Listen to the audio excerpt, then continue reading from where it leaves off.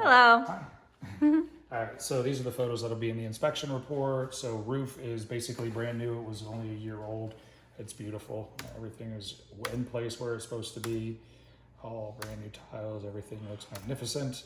Air conditioning system was replaced in 2018. The air handlers in the attic space above the garage. They re-nailed the roof decking. That's credits on the insurance. There's some old staining. Obviously the roof was replaced, so there's no active leaks any longer. Same thing around the chimney. Everything has been sealed up. All is good there. Insulation's beautiful. There's plenty of it up there, so cooling costs should be low. There are hurricane clips, so you get discounts on the insurance for those. Overall outside photos. House looks beautiful. Main water shutoff is at the right exterior wall. There's some previous settlement cracks, nothing that looked to be significant. They've been sealed.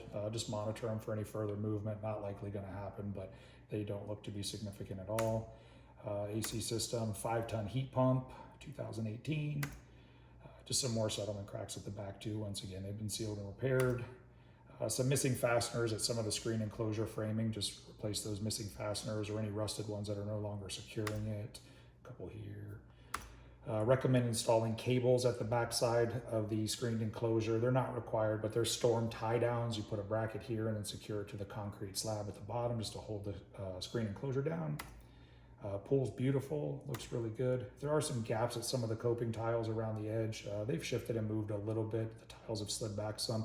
I'd recommend adding some either paver sand or even grouting them at the edge there. A few different areas you can see here. And then there's some small cracks in the coping tile mortar. Fill those back into. It's just normal shrinkage and movement, nothing that would be significant. No cracks in the interior of the pool, so it looks really good. There is some missing grout in some of the tiles in the pool. You'd have to drain the pool down below the tile level and then re-grout it. It is recommended to do that just because you don't want water getting behind the tiles because then they will pop off at some point in time. So it's an easy enough fix, but you do have to drain the pool some. And then like I was saying, some of these coping tiles, the mortar has just cracked. Normal expansion contraction, nothing that's a cause for significant concern. Just fill those in too with the same mortar. Pool equipment's in really good shape. Pump looked newer. The panel for the pool equipment is basically the pump and the light. The breaker for the light was turned off. When you turn it on, of course, the light turns on, but I can't find a switch anywhere in the house. So I think it's just operated by the breaker and the panel only. That being said, there's no screw holding the panel cover on, so put a screw in there.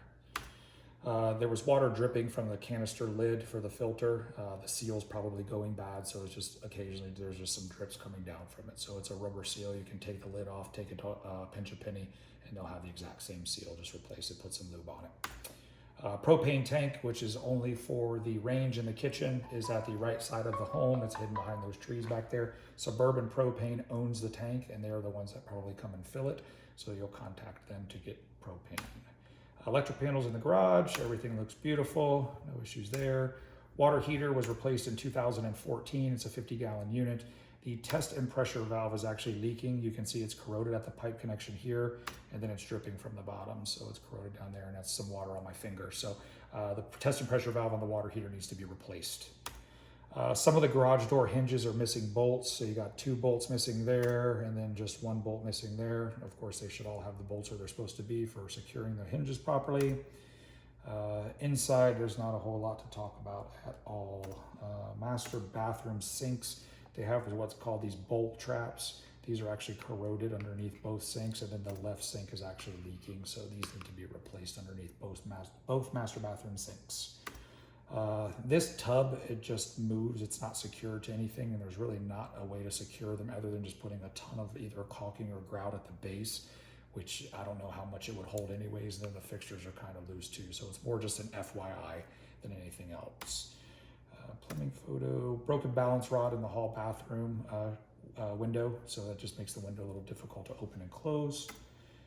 Bedroom photo, some floor separation at various areas. It's kind of hard to see in the photo, but just some of the seams have separated, so it just wasn't cut properly when they installed it. Bedroom photo, some staining in the closet in the hallway. It's all dry. Once again, that was an issue with the previous roof. Prep and paint to conceal it. Plumbing photo, room photo, and then underneath the kitchen sink, they had some prior leaks. There's some corrosion here, there's some corrosion up here, and then something actually must have blown out of here and hit the back wall. It was probably from the disposal or pressurized. So you can see there's some stuff, just it's corrosion. It's not really any kind of growth or anything. It just needs to be cleaned up really good.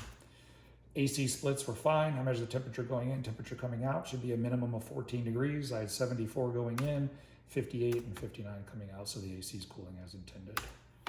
And irrigation system was good. Zone 1 had weak pressure, what I would consider inadequate maybe just for the rest of the zones having pressure, and a couple of inoperable heads. I think they've just been disconnected at the right side of the home, and then a lot of them are just still buried in the grass. So just get an irrigation guy just to kind of go through the system, but zone 1 was a little weaker than the other ones. And that's it. Okay. Thank you. Yeah, you're welcome.